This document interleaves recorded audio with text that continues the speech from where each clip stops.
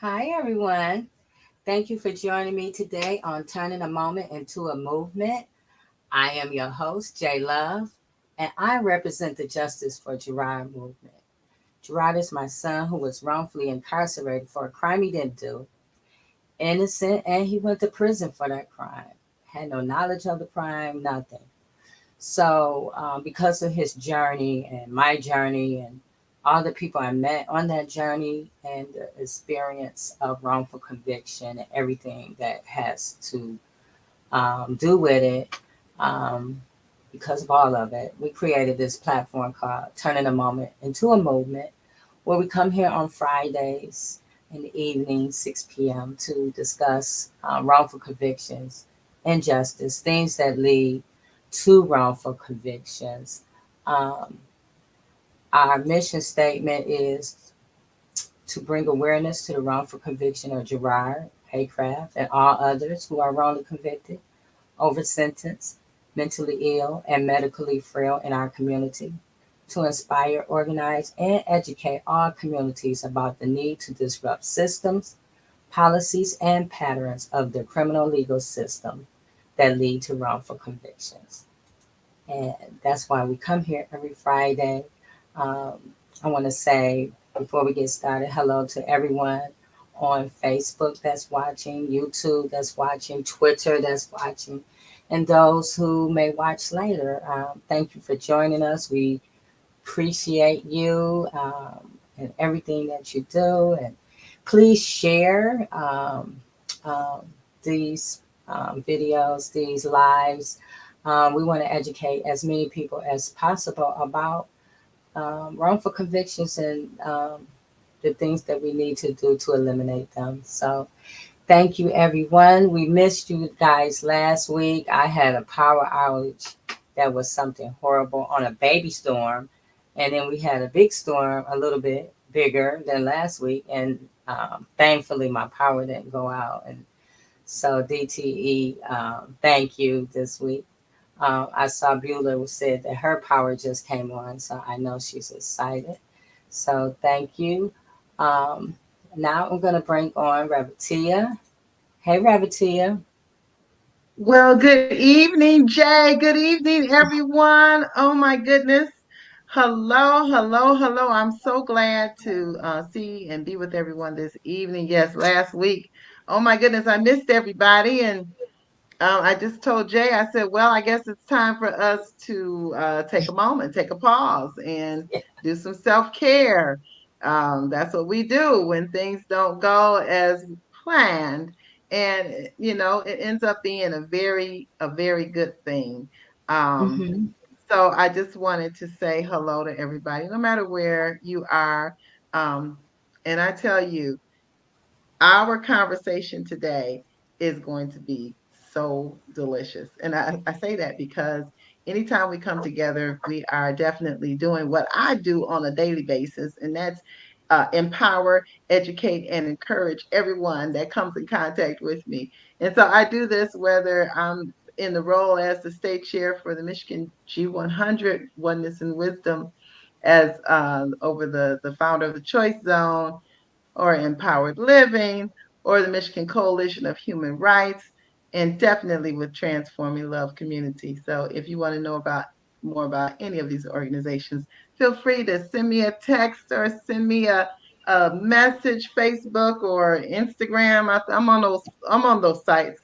Not always posting, but I am there. Okay, this right Yes. here, though, is so important.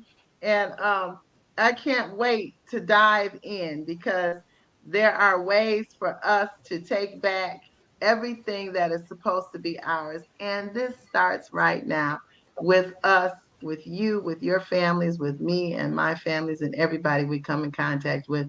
You are not powerless today. And I hope you know that. Yes. Well, thank you, Rabatia. Yay, yay. And I'm happy to see you. And so I see Attorney Mack is here. Let's see where he's at. Hi, Attorney Mack.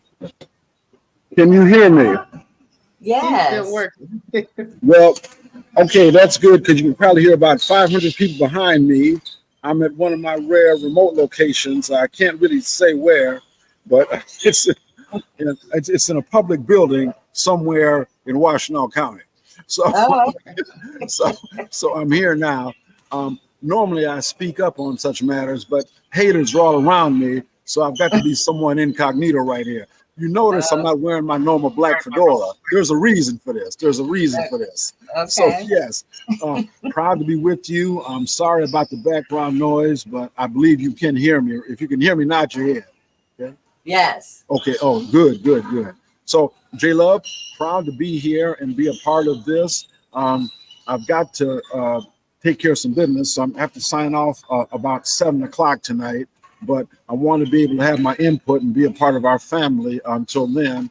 I know we've got a hiatus, well-deserved for our leader, J Love, for the month of August, but we'll all rejuvenate our batteries and come back strong, fighting for justice in September. So Hugo Mack is my name, probably the only lawyer in the state of Michigan that is not parachuted down from heaven to be with you. But Tia, you know what I'm gonna say, Tia. You know what I'm gonna say. You too, Reverend Love. You PKU. So that's what I'm saying. So, but come up from hell through the power of God and Jesus Christ to be with you today. So proud to be part of the family, J Love, and thank you. Most of my practice represent people who do not have the money to get help in the social safety net, which for them got a big hole in it, by the way. And so a lot of my clients, unfortunately, women, and more even tragically, women of color. I'm sad to say, but it's true. But I'm glad to do, what I can, and to be here to work. So that's it. That's about me, a freedom fighter. Love to be with my colleagues. And so that's what I'm about, J Love. Yes. Okay. Okay. Here we go. If you find yourself on Trouble Boulevard, push, pull, tow, drag that hoopity to Mack Street. Park in my virtual underground garage. And when you're there, call the Freedom Line, 734-239-2118. The Freedom Line, 734-239-2118. The Freedom Line, 734-239-2118. hmaclaw.com is your hookup. hmaclaw.com is your hookup. hmaclaw.com is your hookup. Now, excuse me while I change locations, because I noticed a pool of haters trying to gather around where I'm at. I've got to dodge them at all times. So J Love, while people are gathering that information, okay, it's important. Even though I'm in a secret location surrounded by a bunch of people, for the next 30 seconds or so, excuse me, J Love, while I do the boogaloo.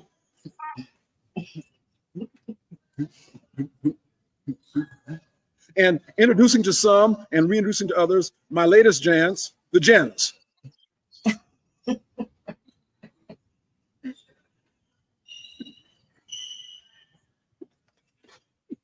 And we never ever leave out Reverend Tia.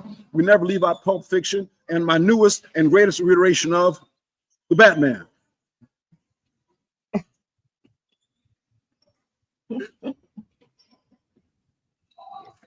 And finish out with 15 seconds of the Janice.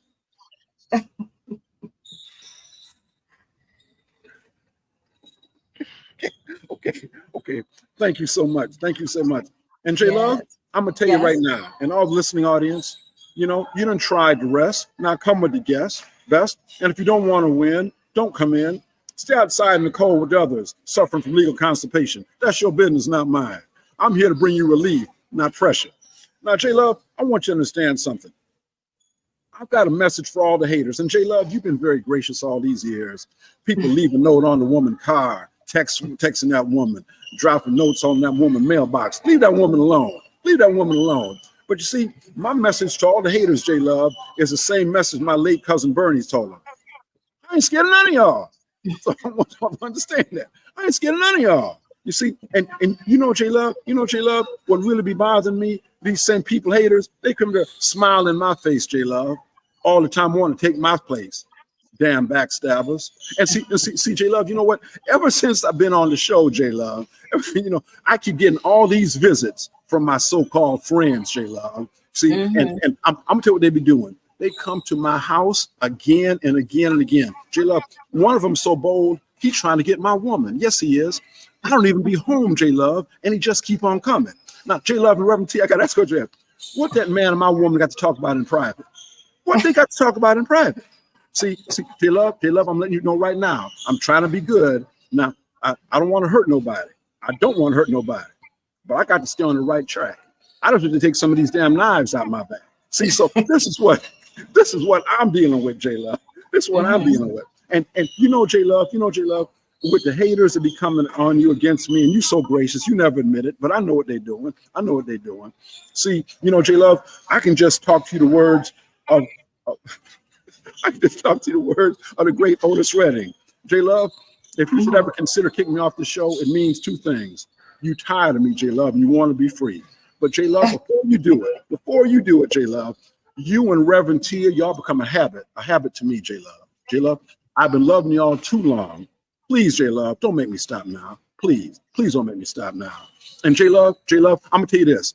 If all else fails, J Love, remember the words of the great Morris Day and the Time. J Love, ain't nothing worse than rejection.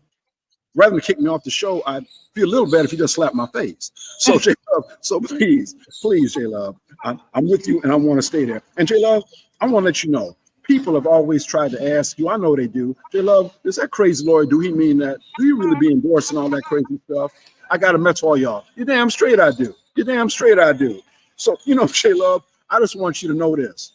This message has been fully endorsed by Dr. Hugo J. Mack, Esquire, the one true king of Russia, Scotland, and Lower Harlem. I love you. Thank you, Attorney Mack. Thank you.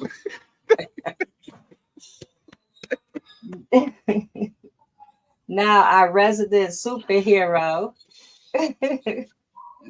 Welcome, everyone. Dwayne Brooks. Hi, Dwayne.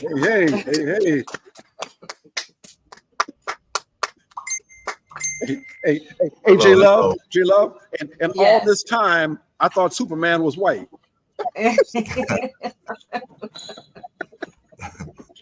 No, it's Dwayne. How y'all doing? Hi, Everybody all right? Yes, Dwayne, introduce What's up, yourself. Hey there. It's so good to have you, Dwayne. Good to see you. Good to be back. What's up, crazy man, Hugo Mack? Hey, proud to be here, brother. Proud to be here. Land of the living once again. Hey, when it comes to these police and when it comes to these judges, jiving and BSing them 7 days a week. 7 days a week. Hey, all for freedom, though. Yes. So, Dwayne, introduce yourself and let everybody know who you are and what you up to.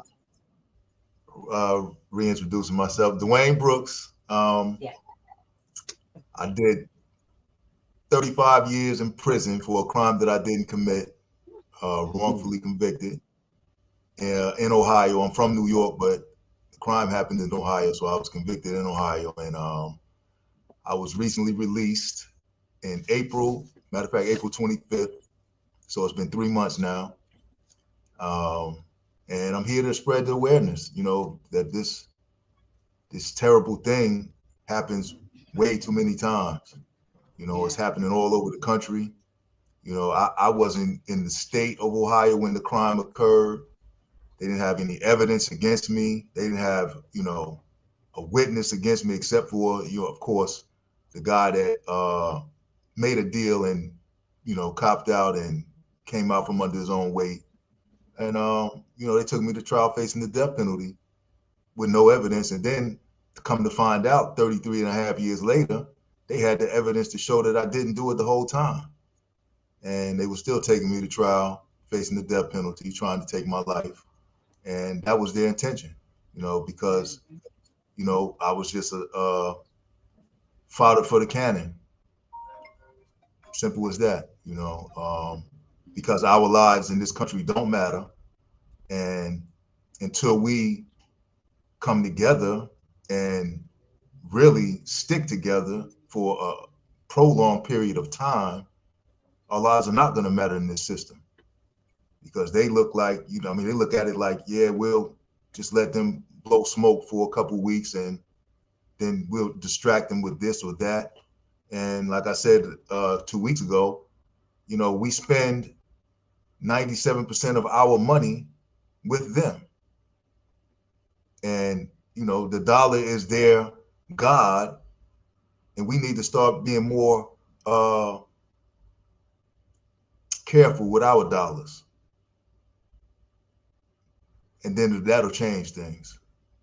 Instead of chasing these brands, chasing these red bottoms, chasing these Vuittons or whatever the brand is, because those brands don't build no companies or no factories in our neighborhoods, and we're spending all our money just to be, say we're, I got this or I got that. You got a $2,000 purse or a $3,000 purse.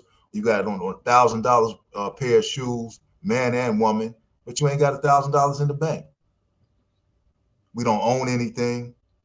We don't have a net worth. We got mortgages and we got car payments, and they're all liabilities. So until we come together as a people, these type of things, these type of injustices are going to keep happening. Yeah, right. Wasn't in the state, didn't have anything to do with it. Just so easy for them to take me off the street and convict me with no evidence. Yeah. And the evidence that I didn't do it the whole time. Right. So people need to be made aware, and that's what I'm here for. Exactly. I'm so glad you're here. When I've been telling people for almost 4 years how easy it can happen. And I have got people saying, well, you're his mother. Of course you're gonna say he didn't do it. People out.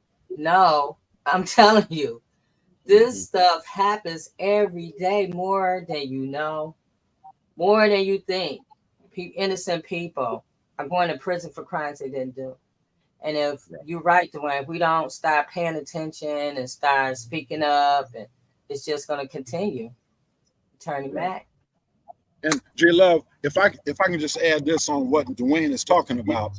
Now, the people that were castigating him or maybe writing something in a newspaper, I've not heard this brother talk about them giving that same coverage to his release and vindication. I've not heard this brother talking about, I don't know what the local news stations are in New York, but it's a major news network in New York. All of them, I know that. Okay, I have not heard this brother talk about one credible news agency that says, look, we need to expose what happened to this man. And furthermore, what about the other people that were there saying, well, he's convicted and, that's the way the system is. And yeah, he should be in there. Well, where are them people at now? I mean, where are those people at now? Because if you call yourself castigating a man or woman because they have a quote unquote conviction and you being a civic minded citizen, why does your civic duty stop when a person's convicted, but it doesn't start up when they exonerated? Why is that, J Love? I heard a preacher talk one time about putting something out on somebody that's false. It's like going up to a high mountain with a feather pillow, okay? Ripping that pillow open and all them feathers fly to the four corners of the earth on the wind. And you do that deliberately. Well, he was convicted, he should go in. Well, now when you know the truth, you got a responsibility. If you call yourself particularly a civic-minded person, go back to that mountain, pick up every damn one of them feathers that you put out there, because that's exactly how you've hurt that man or woman. Yes, it is. Each of those feathers is a thought. It's a thought, a negative thought that landed somewhere and is sitting out there because your behind is too lazy, too self-centered to at least announce, I was wrong about this man. I joined in with the chorus of his being convicted. 30 some years later, I realized now I was wrong, and I publicly apologize, wholly apologize to this man. At least do that for the man's dignity, or more importantly, your own. It hasn't happened with him, and I doubt it will happen with me. No, that's right, Attorney Matt, because it doesn't fit the narrative. They have a narrative and they want to see you bad. Every black man is bad. He's a criminal. Right. He's that. But when you're innocent, it doesn't fit that narrative that they created. They took all that time to create it about Dwayne and about other people, you, Attorney Mack, and others, Gerard, and all the other guys who are, been exonerated or still incarcerated that are innocent. They created this narrative, and for them to go back on that, if they won't do it, Attorney Matt. I have yet to see it. That's right. That's right. So you guys, we're here this week because, of course, this is, our last week. We're going to take a break after the love gathering. I think leading up to the long love gathering, I was getting sick, or I was, still pushing myself. But afterwards, I just was so sick. And so I still have been pushing myself. But, I have really been taking time since to take care of myself. And I realized that self-care is social justice. And we, and I think this is another narrative that they're created, that we have to constantly be doing something and pushing ourselves and fighting and, doing so much, or we're not doing anything, And so if we're not taking care of ourselves, we can't take care of anyone else. How are you going to be able to fight or be in these movements if you're not taking care of yourself, if you're not eating right, if you're not sleeping right, if you're not exercising? And so because this is our week before we leave, I thought it was the perfect time to talk about self-care, how self-care is social justice, how it's vital to the movement. I know I see Dwayne all the time working out and doing videos. He's boxing. He's doing a lot of things. And I know Reverend Tia, she has a lot of stuff that she's doing for self-care. And it's very vital, even in our communities, even if you're not, an advocate or pushing a platform or creating a movement. It's important for everyone because there's so much going on, and for you to be strong and be able to constantly be able to look at these things that's going on and not really letting it affect you and drain your energy. You have to take care of yourself. Go ahead, Reverend Tia. I had to take my mute off. You know what? I'm so glad that we're talking about this today. And, because self-care is definitely an aspect of social justice because it impacts our individual well-being. And if you look at the makeup of society, to the makeup of community, and I always say community is communing, it's the unity, common unity, and having that unity in society. And I believe today that we do not have a lot of unity because we are stressed out. And so it's the potential to address systemic inequalities and is by self-care. And how do I say that? Because we have to be balanced.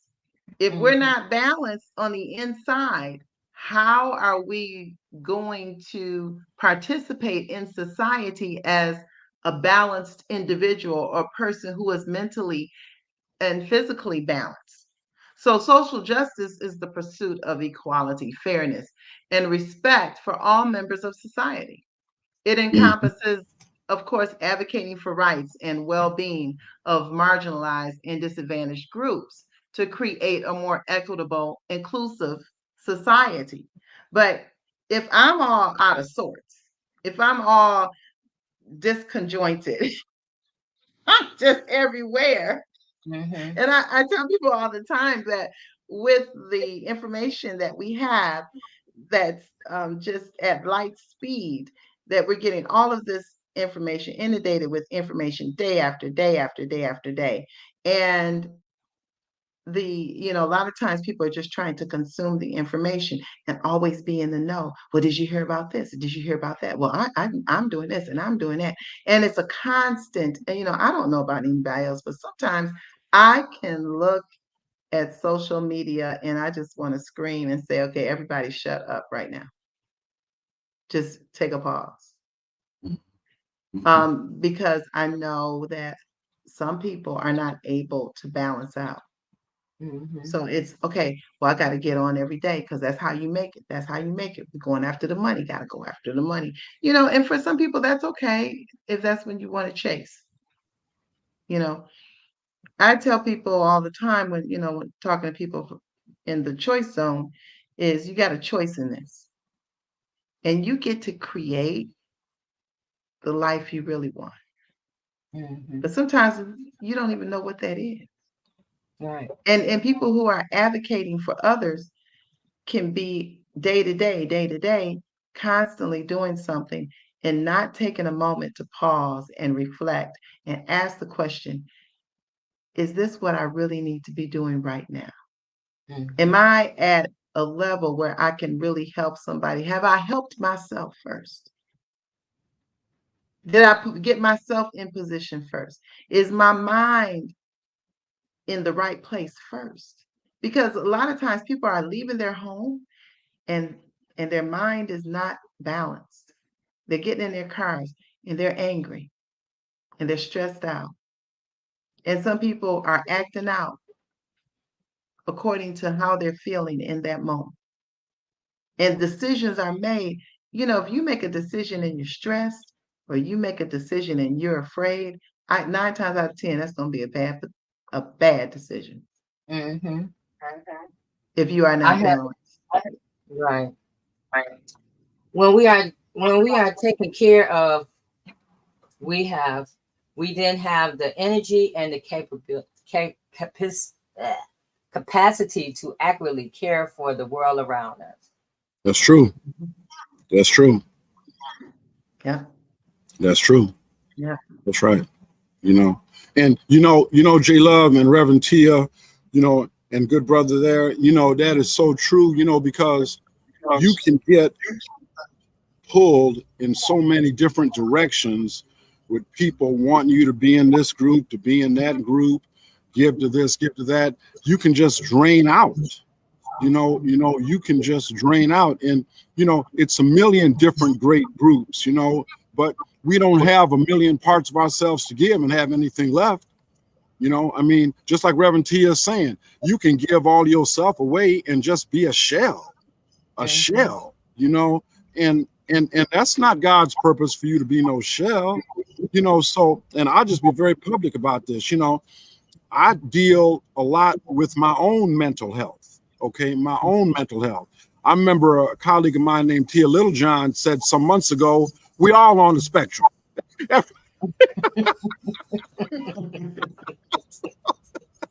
So, you know what? And I said, she right. I know I'm on it. Hey, look here. Being a black man in America, something would be wrong with me if I wasn't on the spectrum. Right. That's true. That's true. I know that I need to address my mental health because what I face and deal with every single day. Okay. So I'm just, and I'm so glad, J Love, that we having this discussion because mental health is part of it. Yes, it is. Mental health is part of the rest you need to let your mind rest. And there we go. Yeah, I know the other day I was listening to a podcast and it featured Tyler Perry and he was talking about something and then I ran across it again. It's called compassion fatigue. And he was saying how sometimes he thought he was depressed, but somebody brought it to his attention that he had compassion fatigue and that, because he was taking in so much and helping so many people. And then after a while, you get so overloaded with information and gave out so much empathy and compassion that all of a sudden you start becoming just numb. And I think a lot of us are dealing with compassion fatigue. And so we we have to just take this time out um, by virtue of us caring for ourselves. That puts us in an even better position to also care for our community. Um, when I saw that, I was like, yes, we have to. It is vital for even, all the stuff we're doing, Dwayne and Attorney Mack and Revertia, that we take time to breathe. When you don't take time for yourself, all kinds of stuff start hurting and you never even thought. It's just out of the blue, you start getting like, oh, my neck hurt, all these things. But those signs are telling you that you probably need to get somewhere and sit down. Yeah. That's right. Yeah. Go ahead, Dwayne. Yeah, like what Attorney Mack was saying, just being black in America, we all got some type of trauma.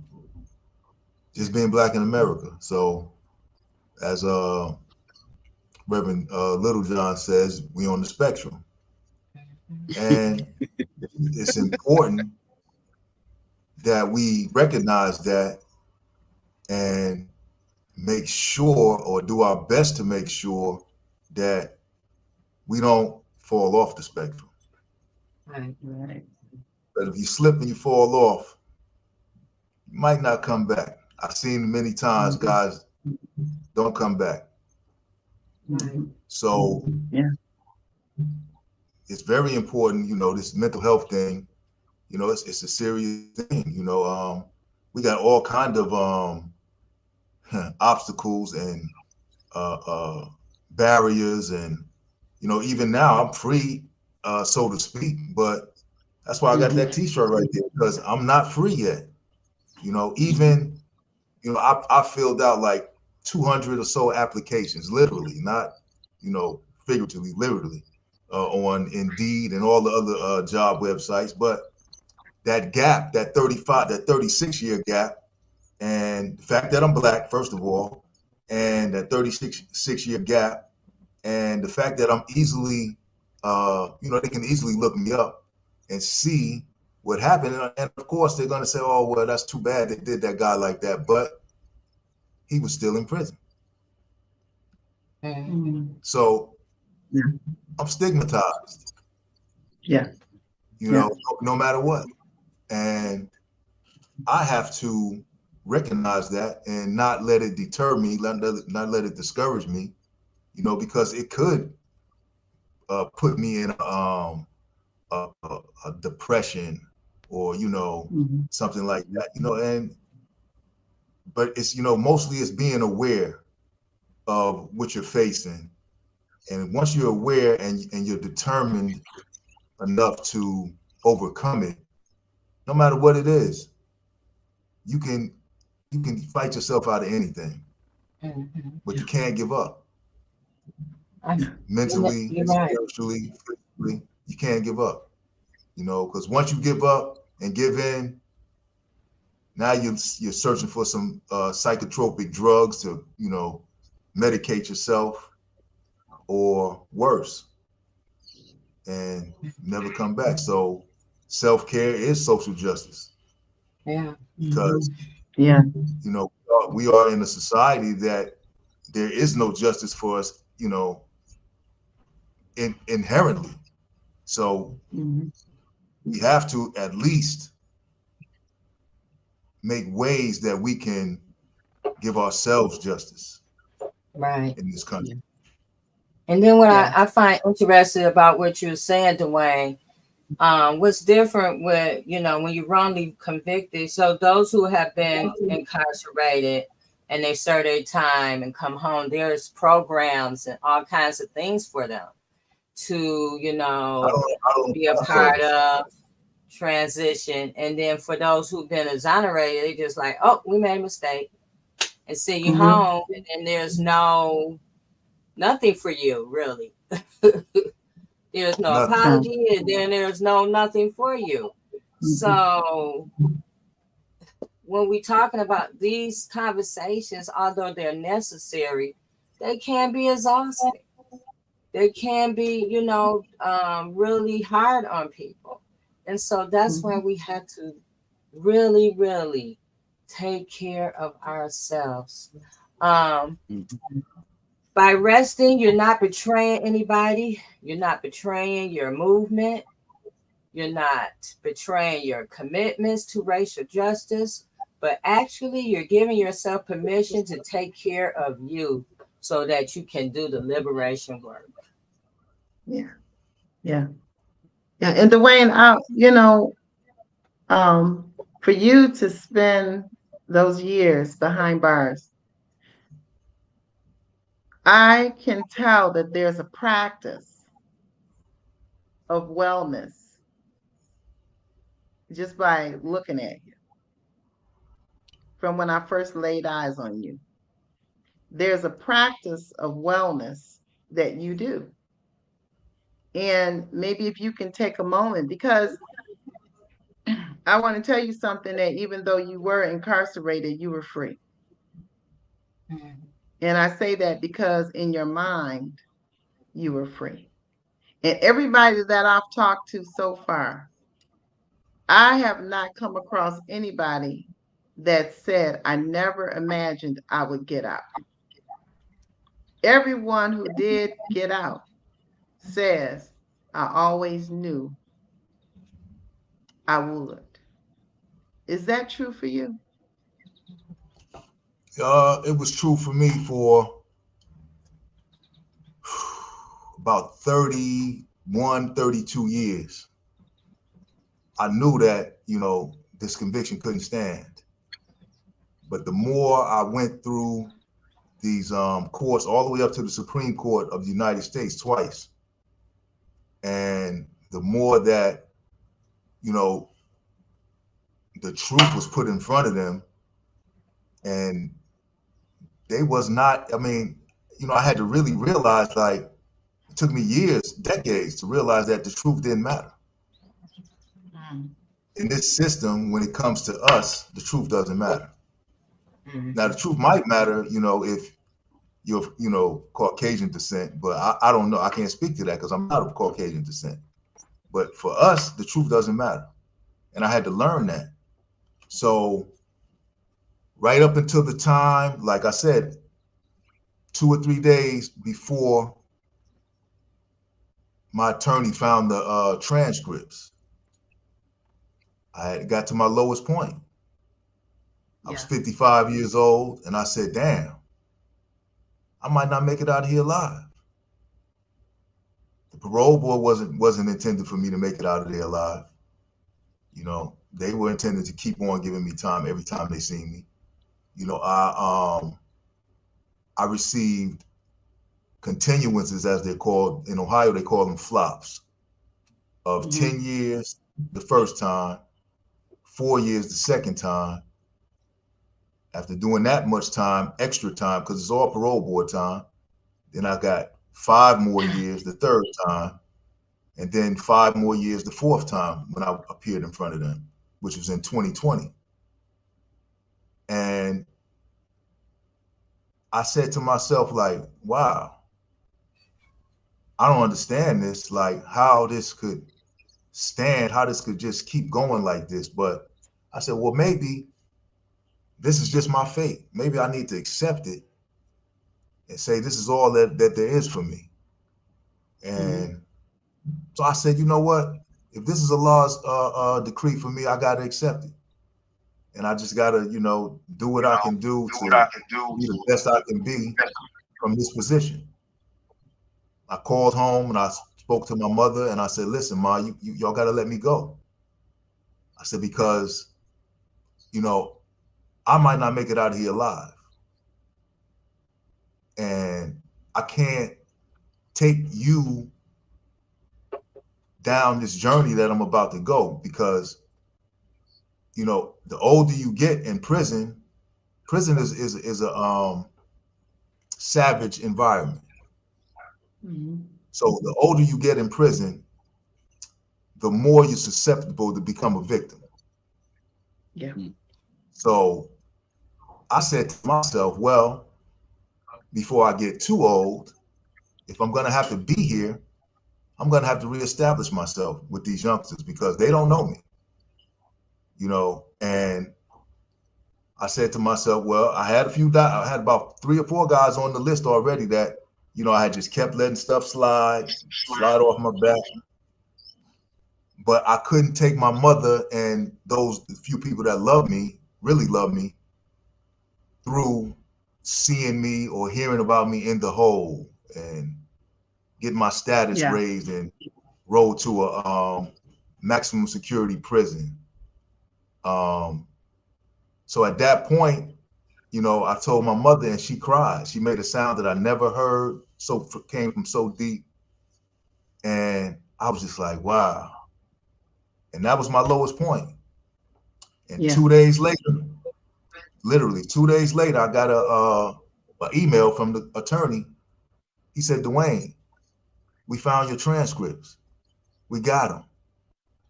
They have been missing for almost 15 years. And as I told you before on here, like missing from the clerk of court's office. I don't, like they grew legs and walked out of there. Like the COVID, what do they call it? What's the proper name for it? that thing. It escaped from a lab in Wuhan, China. Like it said, next time that door open, I'm out of here. My transcript just disappeared for 15 years or close to 15 years. And 2 days after that conversation with my mother, the attorney reached out to me and said, we found them, we got them. And I said, wow, finally somebody's going to see what was done to me. Mm-hmm. Yeah. And then 4 or 5, maybe 6 days after that, we got the police reports. And I went from being, like I said, seemingly a dead man walking to a person that's finally getting ready to get absolved of these crimes and released. And what comes with that? So I'm a perfect example, a prime example of, endurance, the stamina, and I didn't I'm not patting myself on the back for that. It was just, it came naturally. Mm-hmm. I was protected. I was what's the word? I love this word that people use. And I can't think of it now, but I was very fortunate. Mm-hmm. Mm-hmm. Mm-hmm. So even in that environment all of those years, I was very fortunate because I had an awareness that a lot of people didn't have. Mm-hmm. And I seen the mental breakdowns that environment causes. I seen it early. Yeah. And you didn't break down. See, you still had your mind. Yeah, I had to protect it a though. lot of times, you had to protect it. I had to protect it. I really Attorney did, Mack. and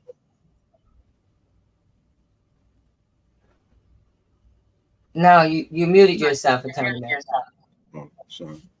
I can look, I'm sitting here listening to this brother, and I can well understand. It's almost like he was there with me and I was there with him. because what he's saying is exactly right, you know. And a lot of the people in prison, they literally have lost their mind. And I know people say that kind of a cliche, but it's really true. You have lost your mind. When you want to become a gang member and you want to terrorize people who look like you to the benefit of people who do not look like you, because let me tell you something. That whole Jimmy Lynch theory, expose, whether you think Jimmy Lynch was real or not, whatever, the practice of it is real. It's real. In my penitentiary experience, guards would deliberately go into my file. And by the way, in Michigan Department of Corrections, any corrections officer, any staff member has a right to look at your file. Okay? Everything about you, they've got a right to see. And the theory is, well, their lives are in danger and they have a right to know the people that are around them. Well, that sounds nice, but the reality of it is, in the Michigan Department of Corrections, a corrections officer really has got a better chance of being injured by slipping on a banana peel in terms of being hurt, as opposed to being beat up and stabbed. And believe me, I am not making light of the officers that have had their lives taken. I'm not making light of the employees that have had their lives taken, been assaulted and raped and battered, and my heart goes out to them. That should not have happened. But because that happened is not a carte blanche for you to raise individual genocide on me. And that's a new term I just thought of, individual genocide. Normally genocide is supposed to talk about a group of people, a race. Well, I had individual genocide leveled against me. Okay, individual genocide because of what I represented. And guards would tell people, weak-minded people that have lost their mind, gang members. Some people, try to call themselves member of this group and that group. And really, they were doing it as an organized gang because terrorism was there. We'll beat you up. We'll shank you. We'll hit you in the head with a lock if you don't do what we say do. You know what I'm saying? And some people try to hide behind a religion. Don't be hiding behind religion doing that. You're doing that because you a thug and a punk. Okay, don't sully a great religion by saying you're doing this in the name of so and so, because no, you're not. So my thing is, they would leak information about me and other inmates that they didn't like, and the inmates would do their dirty work for them. The inmates would come up and accost me, and you ain't this, you be this and that. I don't even know these people. I don't even know them. You know what I'm saying? So, but I knew where that came from. Them trying to curry favor with the master, kind of like the field Negro and the house Negro. You remember the movie Harriet? You remember the movie Harriet? Okay, if you haven't seen it, see it. There was an Uncle Tom that was riding with a white guy, and he was there killing black folk, trapping black folk, okay? And he was doing pretty good, keeping the darkies down, till the day came when he went against what master told him. Till the day came when he started to be an individual and thinker, I'm going to do this and this is darky. You know what his reward for that was? A bullet in the head. A bullet in the head. That white man showed him how much of a nigger he truly was. So what I'm saying is he lost his mind, literally, and he really lost his mind when that bullet went through his head. Okay, but before that, he lost his mind. So yeah, so when I look at particularly black people and men in there, how many of us have literally lost our mind? We turn on each other. We glorify the people that have enslaved us. We don't have no problem with the N-word. We don't have no problem disrespecting our women and doing it in front of white folk. That's the part that got me, doing it in front of white folk. And so you really wonder why they are the way they are. Not that they need us to be terrible, but we certainly give them cover. We certainly do.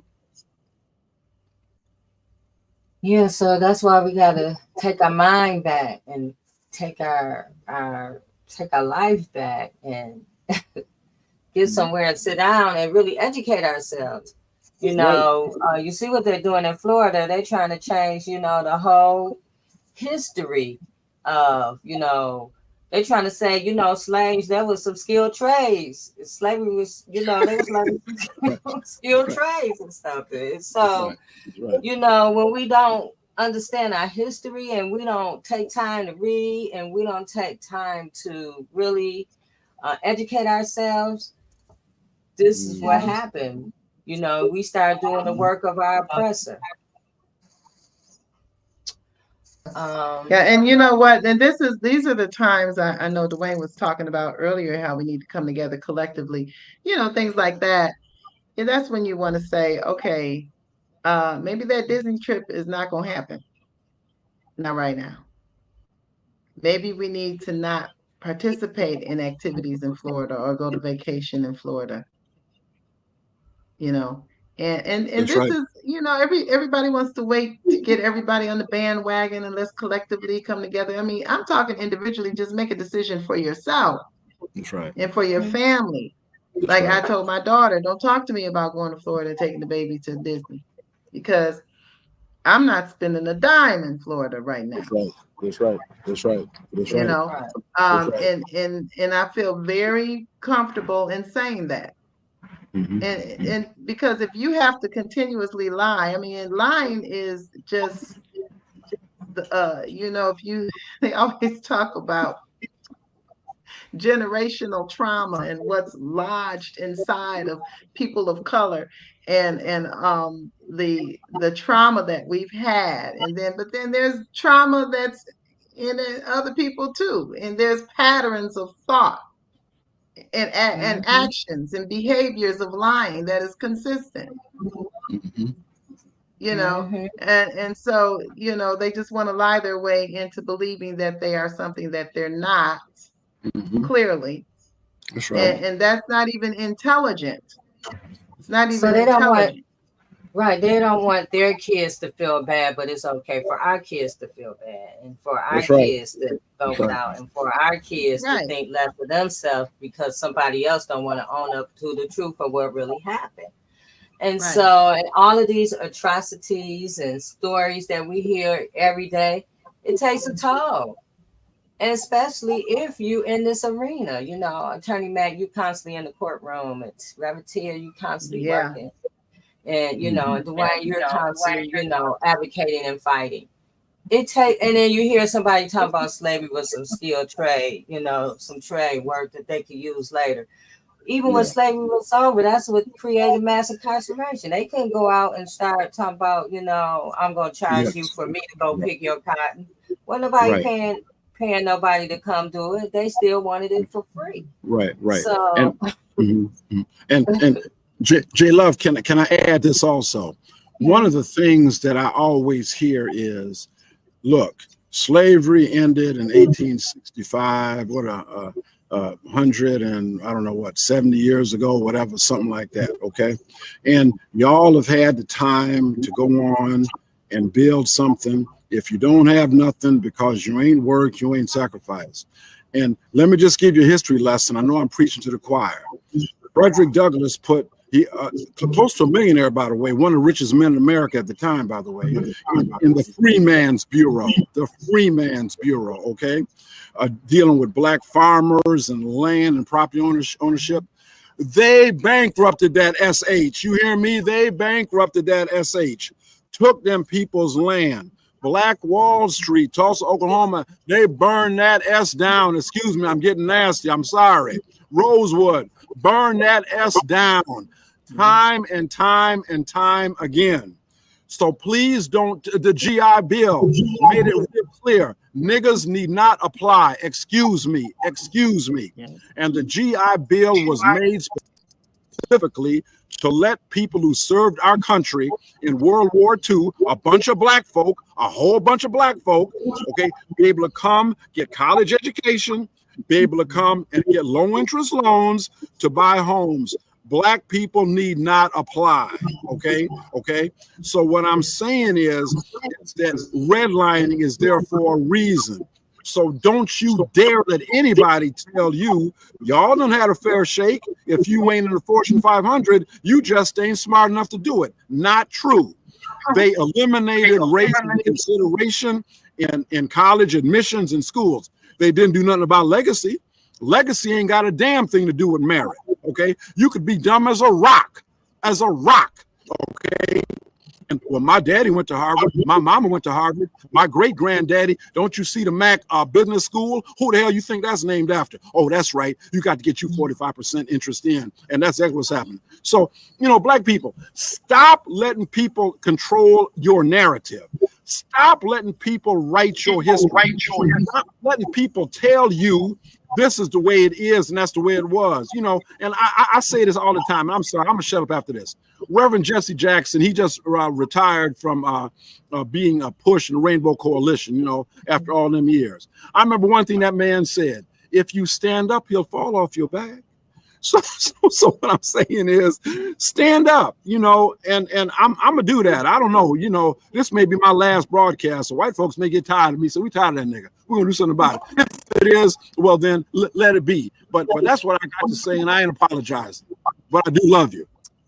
The narrative that they're pushing now and they're teaching their kids is that because they can't deny the history, so they're doing the best to change the narrative. So the narrative is that they are teaching their kids that they did their ancestors did our ancestors a favor by enslaving them. This is the narrative that they're pushing. Mm-hmm. Right. They did us a favor, and that's true. That we are today better off for that favor that they did for our ancestors. Right. This is what they're. Right. This is the narrative. Yeah. And they also created the narrative that we got to keep pushing ourselves and working 12 hours and don't take no vacation, don't take no time off, because we got to keep on, we got to live the American dream. And so, and you got to pull yourself up by your bootstraps and, and all this other stuff, crazy crap that we have been programmed to believe. And that's so we work ourselves to death. I have seen people, I worked in the auto industry, and I've seen people work 50 years, retire, and die a week later. Mm-hmm. And so if we're not taking care of ourselves, we cannot survive. We cannot empower. We cannot educate our people to, empower themselves to push forward, not doing, their deeds and pushing their agenda, but creating an environment that's loving and caring for ourselves. Yeah.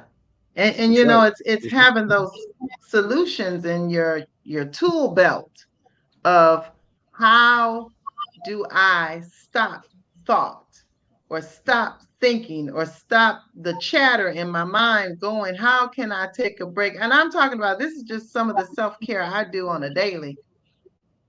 When I'm not able to go to the countryside, although I do love going to the countryside, I like to be outside. I like to be by a beach. I enjoy all of those things.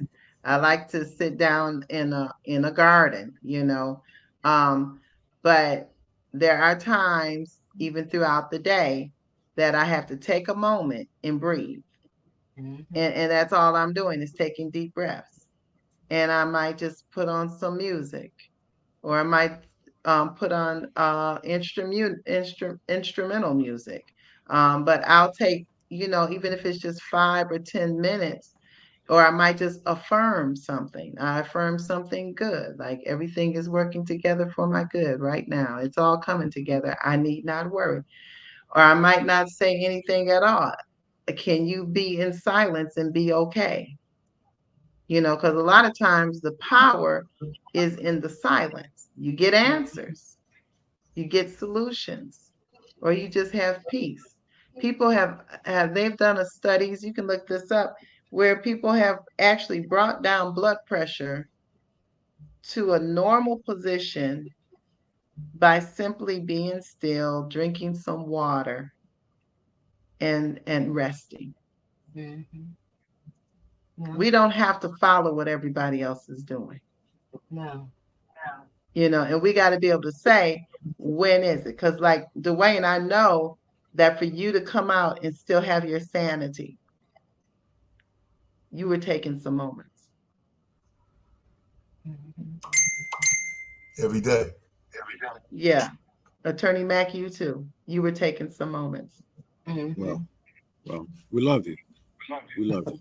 Oh, I like that. How how can we access pleasure and joy and liberation if we're too tired to experience it? Yes. Resting is resistance. Identify. This is one of the ways we get to rest.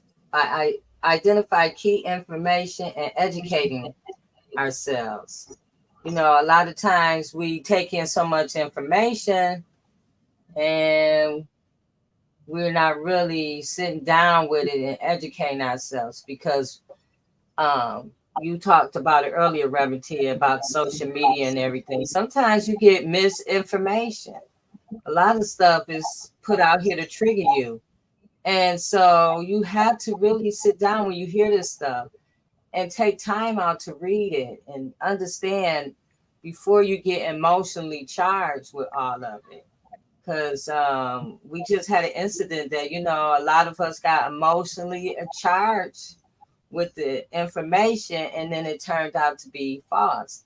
And then we got disillusioned, you know, but it's our responsibility to take time out to educate ourselves. Mm-hmm. Mm-hmm. Yeah. Yeah. And knowing those solutions, put, whether it's a bubble bath, um, something, simple. It doesn't have to cost. A lot of times people will go to the store and say, well, this is my therapy, and they're just spending money, but it doesn't bring you peace.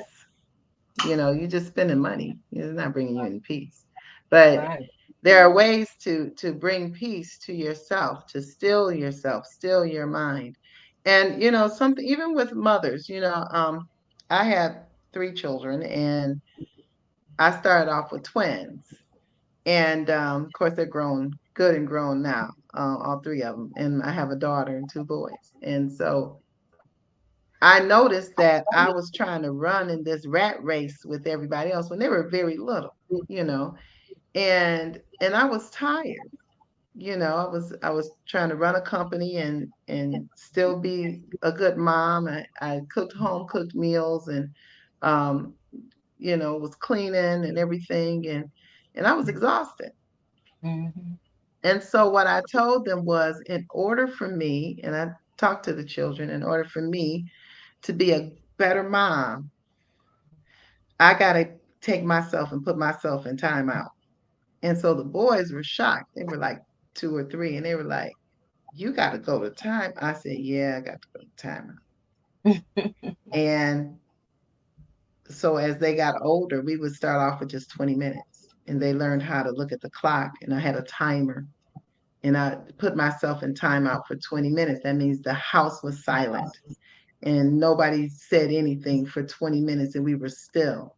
And do you know, as time went on, but they got a little older, then the baby girl was born. After they would come from school, there were times everybody would be in my room in the bed with me on my timeout, and everybody asleep. That timeout went from 20 minutes to an hour. And to this day, those same grown boys, when they get off work, they're silent. They don't stay with me, but when I watched them as they got older, when they were in college, when they were in high school, they would come home and they were silent when they came home for that first hour, because they had to let go of everything. So these are some of the tools that we can do even as mothers. So what did that do? That means I'm not yelling. I'm not yelling and cussing out kids. Mm-mm. It was a calm house. The only time it wasn't calm is when they were playing and they were loud. Sometimes it sounded like I had 10 kids. I only had 3. So we can do these things to bring calmness to wherever we are. And my mother used to sing this song, and somebody else, of course, it's somebody else's song, but it was, we make our own world wherever we are. And they played it sometimes at Disney. But you do. Wherever you go, you're going to take yourself with you. And if you are filled with chaos, then chaos will follow. If you're filled with peace, then peace is going to follow you wherever you go. Two things you said. I want to address the last thing first. The silence. Time you took out. Time out, as you call it. I'm naturally a night owl. So at night was when everybody would go to sleep. And I would be sitting there on that bunk and I would be thinking. That was my time to get my mind right. Because in the daytime, your head had to be on a swivel from both sides, the people that you were locked up in there with and from the staff, you know, because it's really a treacherous place to be. So that was the time that I took to be silent, to appreciate and take advantage of the silence and get my thoughts together. You know, so yeah, that's something I didn't know anybody else did that. And the other thing you mentioned was the store. You mentioned going to the store. They got these, what do they call them? Grocery deserts in the Black communities. And when you mentioned it, it made me think of this because, and if you think that I'm a conspiracy theorist, just do the research yourself. Go to these stores. They got brands in these stores that they have in these poor neighborhoods, as they call it, that they don't have anywhere else. And in these brands, that this so-called food that they're selling, they sell it real cheap. So, you know, you figure, okay, I could feed my family because this is only, you know, such and such is real cheap. But they got these brands that you won't find anywhere else. And if you look at the ingredients and you do any research on the ingredients, they got stuff in those brands and that so-called food that's deteriorating our health. It's poison. So people, really, Black people, Hispanic, brown people, put those brands out of business. Stop buying that stuff because it's cheap. Put it out of business because it's killing us. It's giving us high blood pressure, diabetes, heart failure, kidney failure. It's giving us all of these things. And this is design. It's a reason why if you go to that, even the chains, they got what, Aldi's, and then in the poor neighborhoods is Save a Lot or something like that. Even these brands, if you go to the white neighborhood, these brands that we're buying because they're cheap in our neighborhoods, you won't find them in the white neighborhoods. Mm-hmm. And that's for food and alcohol. You're not going to find a malt liquor in the white neighborhoods. It's a reason for that. So we have to wake up as a people and say, you know what? We ain't buying that crap no more. Yeah. I know I just watched something and it was showing how, right, Heinz ketchup, right? So they showed Heinz ketchup that's here in the United States and Heinz ketchup in Canada. And the Heinz ketchup in Canada had all good nutritional ingredients. Heinz ketchup, right. Heinz ketchup in the United States had all kinds of corn syrup, additives, kinds. 19 ingredients. Yes. That they some of the ingredients that's in it that's here that we're eating is illegal in other countries. And so you wonder, well, why am I eating crap? But they're giving you the crap here. And in other countries, they're eating and they have a longer lifespan because of the way they eat and because of the chemicals that they're not allowed to put in the food. And so that's why we have to, like, when we're taking this time, and I mean, you know, we're giving them these tools, and I got on here drink and eat live foods. Like, yes, we had to eat live foods. We had to stop eating so much of the processed food like Dwayne's talking about, because our neighborhoods are food deserts.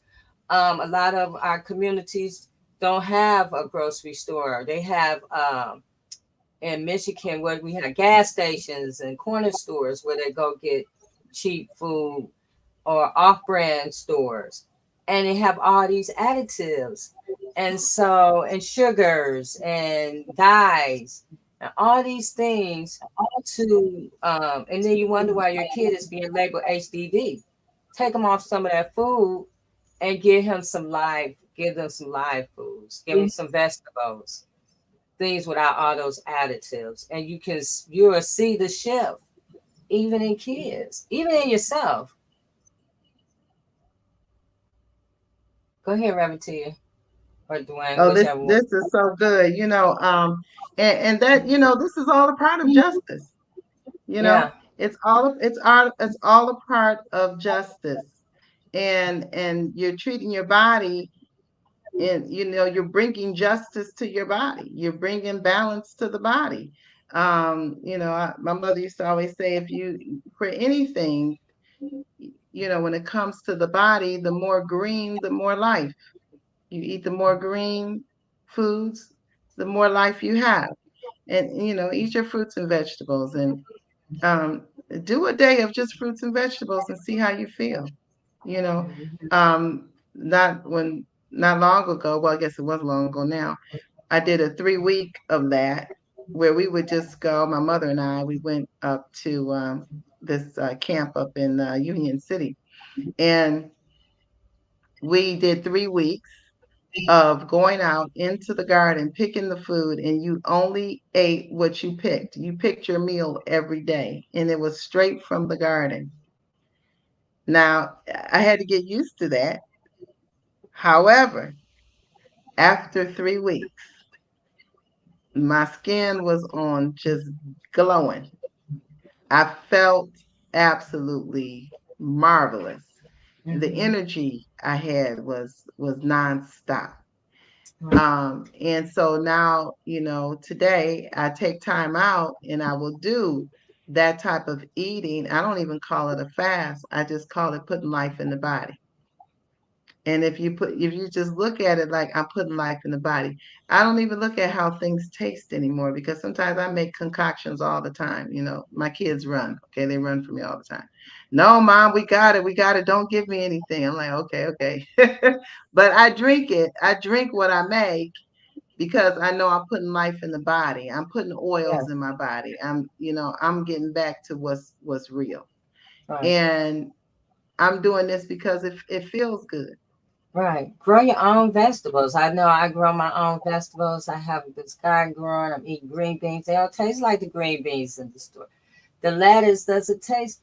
When you start eating fresh food from the ground, Yeah. you you taste it tastes different. It's not what you can't buy this in the store. Do you know No. how? Let's just even go with the lettuce. How long that lettuce has to be in transit before it gets to you? How many places to get?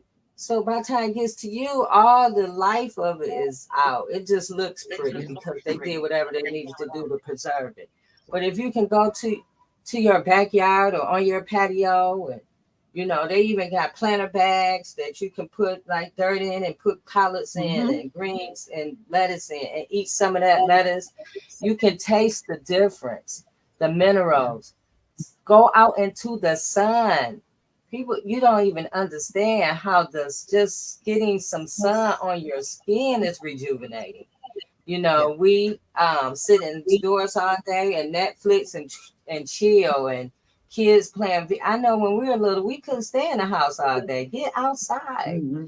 But they watch video games and play video games all day and night, movies, and they take so much of that um the TV rays and all that stuff in instead of Mm-hmm. getting some sun rays.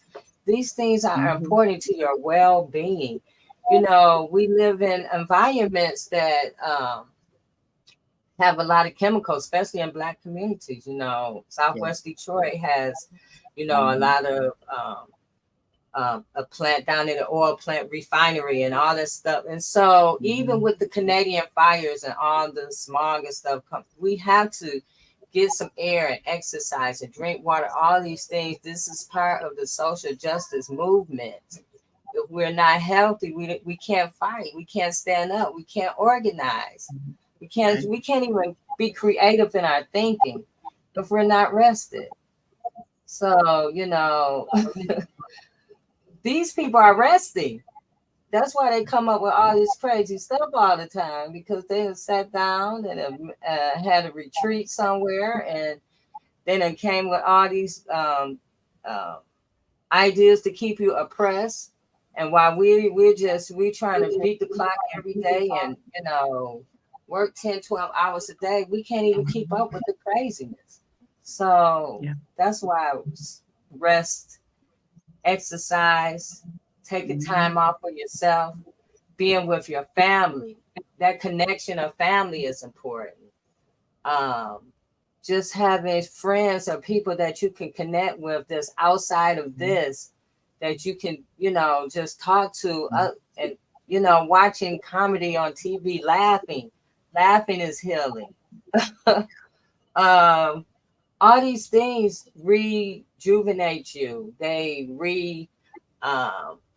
calibrate your body.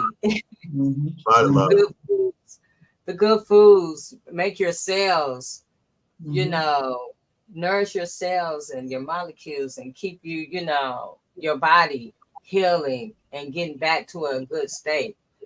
It's important. And, we don't talk about it enough. We talk about go, go, go, buy, buy, buy. What's the latest things we can put on our body, but what is the latest, most important thing that you can put in your body to sustain your life, to sustain your community?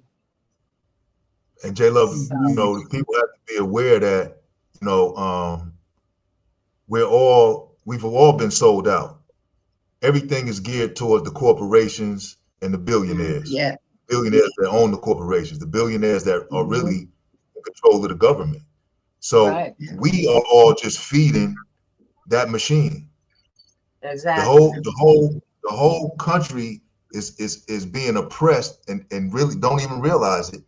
And it's so sickening and disgusting that people don't realize what's going on. So we're just feeding the machine. The whole thing is that they're going to put all of this stuff in the foods. They're genetically modifying foods, vegetables included. I mean, we can't get away from it. But they're putting stuff into the foods to make the people sick, to make the people go to the doctors, for the doctors to put them on medication and cut on them, for the pharmaceutical companies to get richer and richer. This is all feeding the system, all feeding the machine. This stuff is being done purposely to the American people, and nobody's saying anything about it. It's a cycle. It's one feeds the other. One feeds up. But at the root of it is making the people sick. Your doctors, you better pay attention to your doctors, because and if you ask them, they'll tell you. All doctors are taught is to medicate or cut. That's all they're taught. And if you ask them, they'll tell you that that's what they're taught. Right. They're not taught to try to heal you naturally, find some natural or some herbs or whatever that might heal you, because there's no money in that for the pharmaceutical companies. There's no money in that for their pockets to say that they can build the insurance companies to say that they did this surgery. There's no money in curing cancer naturally, because now the $180,000 chemotherapy session is out the window. Right. The $90,000 radiation session is out the window. So dialysis. Yeah, dialysis and on and on and on. So they have a totally different agenda than our health. Right. Because everything they sell us have salt in it or sugar in it, and and then we're not moving enough, And where are the dialysis? Where are the dialysis They're all places? in our They're neighborhoods, all you in our know, neighborhoods. People got to where the food understand. where the food Yeah. deserts are. Right. They got And people that the medicine that they put you on to help you, supposed to help you with your kidneys, actually causes kidneys, or to help you with hypertension and many other types of medications, will actually damage your kidneys. Hmm. And so then or they your heart. already know, based upon Hmm. who has the medications, that okay, we're going to need dialysis centers in these locations. Why? Because it's us. Right. And they make sure they give you free rides to them. Yeah, Exactly. yeah, Make sure you get yeah. there. Hmm. Right. We got the carpool to the farm, everybody. And so they Yeah, keep us, they constantly programming us to our own demise. You know, that's right. this movie came out on Netflix, Cloning Tyrone.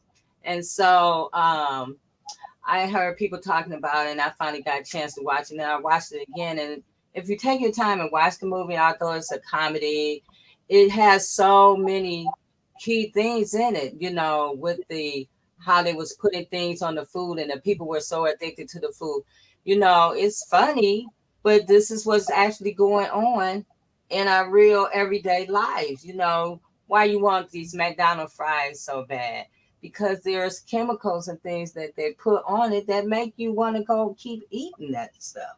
Make It's you not that crave them. you really want it, you just get addicted to it. Like, you know, we talk about people who have drug addictions, and but these food, you are addicted to some of these foods by the same way, you know, if so, because of the chemicals they are in That's them. right. And so when you eat so much of this stuff, it causes other health conditions because your body don't know what the heck that is in there.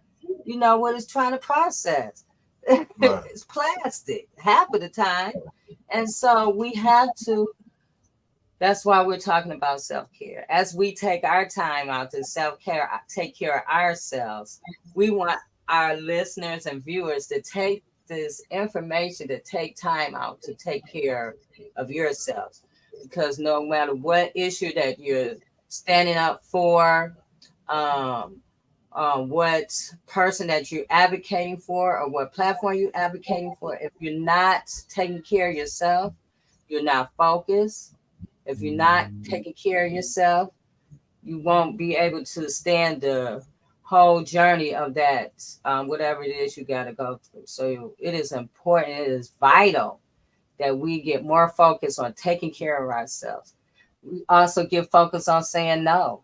You know, sometimes you just have to say no. No, I can't go, and no, I can't do it. And it's okay, you know, for people, somebody else to be upset or whatever, or your kids to be. It's okay because guess what? That no can allow you to rest. Can't be everywhere. So, um, I want to also just let you know us to go back and reiterate that self care for activists. Take time for yourself. Eat regularly. Drink water. Take breaks from social media. We've been talking about that. Take a break. Get some sleep. Surround yourself with supportive people. All of those things are so important. To take care of yourself. They're vital to the movement. They're vital to the movement of you. So, um, is there anything we want to you want to leave us with, Dwayne? Yeah. Uh, I know y'all say I always got something to say, right? No, But yeah, that's good. it's really important. It's of the utmost importance that, you know, as this topic, self-care is social justice. Self-care is self-preservation for real. So what we have to do, I mean, really, like, don't take nobody's word for it. Don't take my word for it. Do your own research. This stuff is easy to see. It's easy to look up. They say black people don't like to read. So we're going to have to start reading, even if it's just labels. And if you're reading these labels and they got more than 3 or 4 or 5 or 6 ingredients in it, and you reading stuff that you can't understand, like, what the heck is that? You can't even pronounce some of the stuff. Some of the stuff is not even food. You know it's not food because it's you can tell that it's some type of chemical. Just don't buy it. Don't buy it. Like, Miss Littlejohn and Jay Love was saying, eat stuff that's coming out the ground. She did a 3-week fruit and vegetable diet, and she's telling you how she felt. The meats, they're telling the farmers that they have to feed their cattle or whatever their livestock is with this grain from the government. And you got these farmers that saying, no, we don't have to do that. We can raise our cattle off the land like they've been living for as long as they've been created. But the government's telling them no. They want them to have this specially feed that they made in the laboratory to put into the cows, the pigs, or whatever else we eat, the chickens. Brother had chickens in his backyard. He slaughtered them himself. He defeathered them or whatever that, because I'm not a country boy, so I don't know. But he cooked them.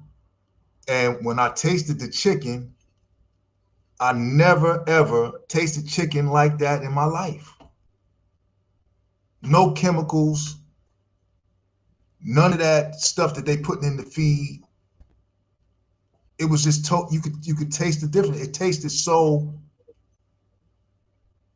fresh and rangy. Like you could tell these chickens that I was eating fresh grass or whatever the grains might be. So this stuff is real. We have to take, our health serious, our mental health and our physical health and our spiritual health. We have to take it serious because they're not looking out for us. Our government has sold us out. The politicians have sold us out to the major corporations and the billionaires. The billionaires are running this. Yeah.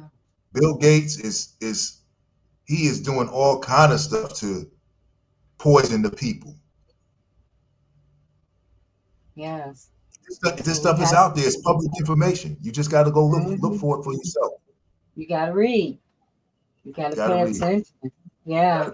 Because, for me, I haven't ate any meat in over a month.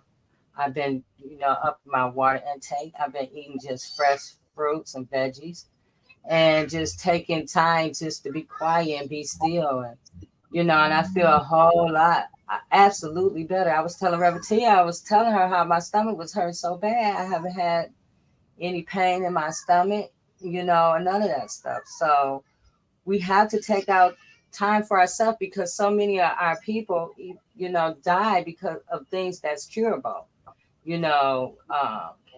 Hypertension is curable. Heart disease, some of these things that we're dying for are curable things that all we have to do is take time for ourselves. So many of our leaders and advocates are dying, and so with that happening, we have to look at ourselves and say, hey, what can I do to make myself better? To help so I can be a reflection to what I want to see in my community, and I can spread this awareness to others. So we had to take that time out. Go ahead, Reverend Tia. Well, one thing for you, it's not just about the diet, J Love. It's about the quality of life too. Yeah. And the mindset. You can live a long time being sickly and on medication and, with all these aches and pains and stuff. So it's about the quality of life too. Yeah. Mm-hmm. And our mind. That's right. If you don't have an open mind to receive the information or mind to change or mind to, educate ourselves, educate yourself, you're going to continue to suffer.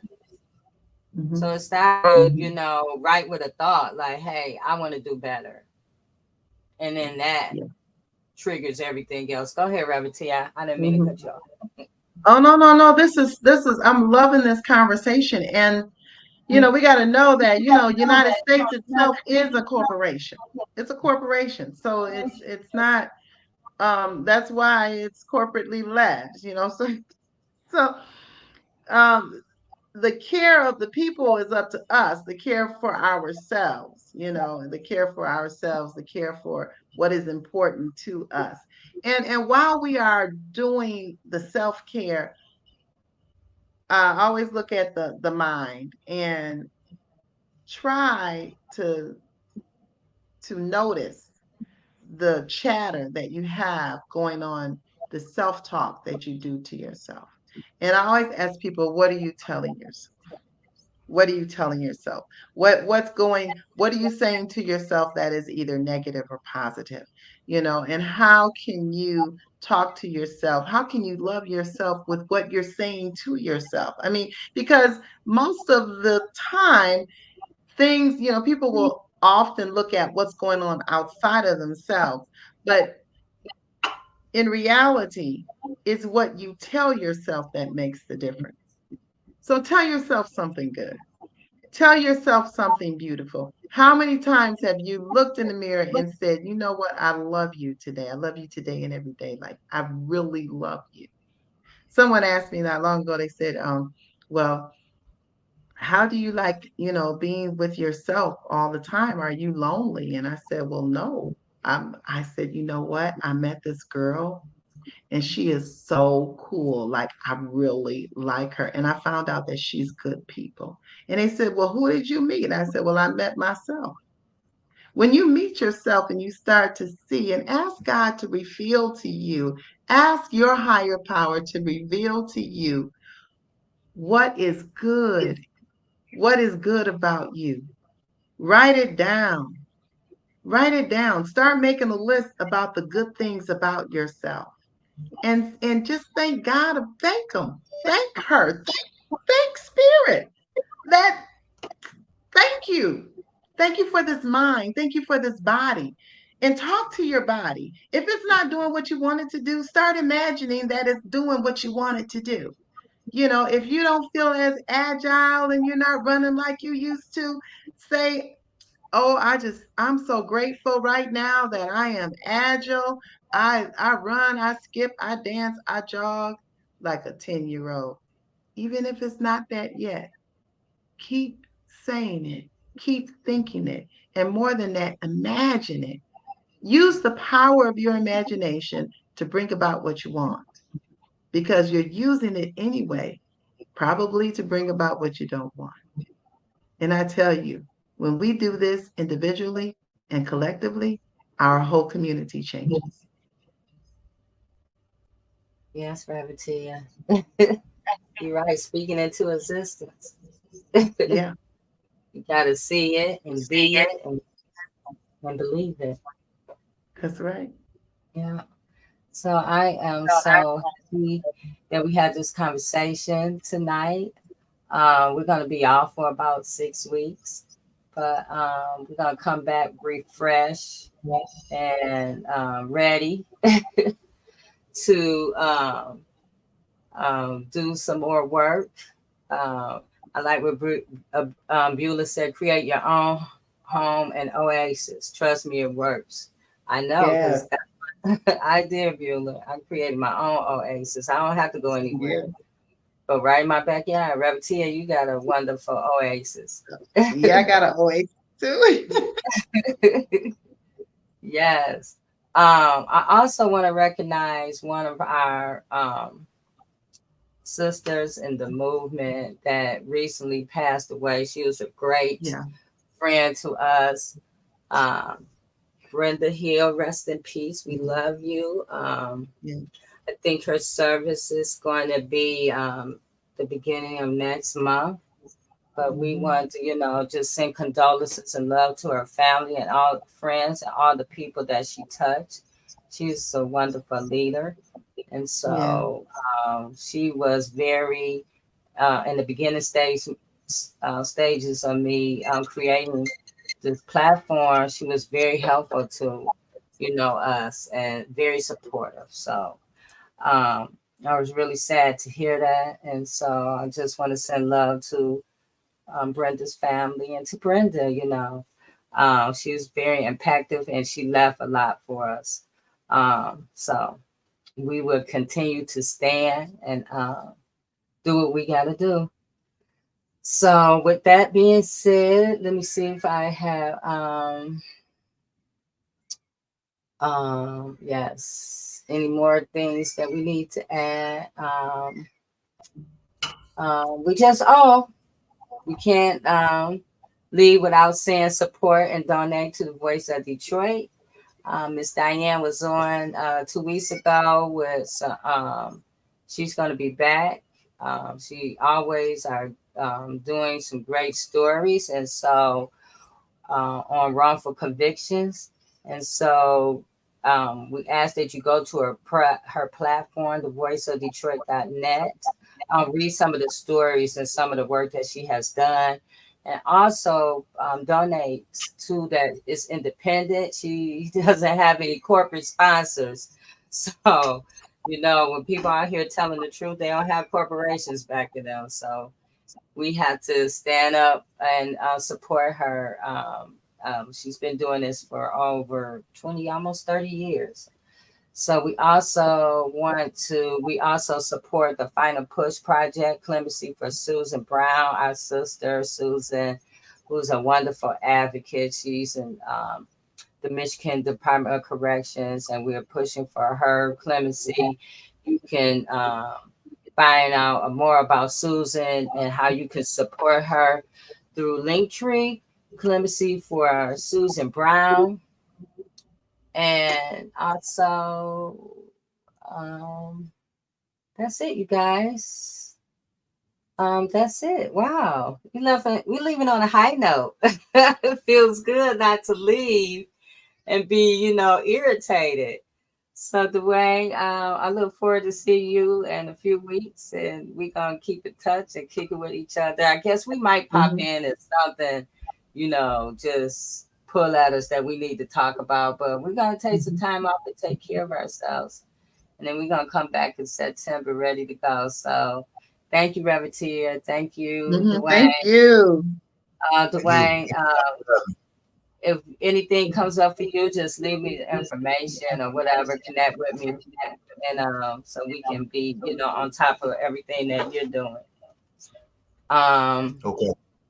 All right, you guys. So thank you, everyone, and we'll see you in about 6 weeks. Yeah, Turning the that's right. moment into a movement. All right. The Until movement. then, good night. Thank you. Love you guys.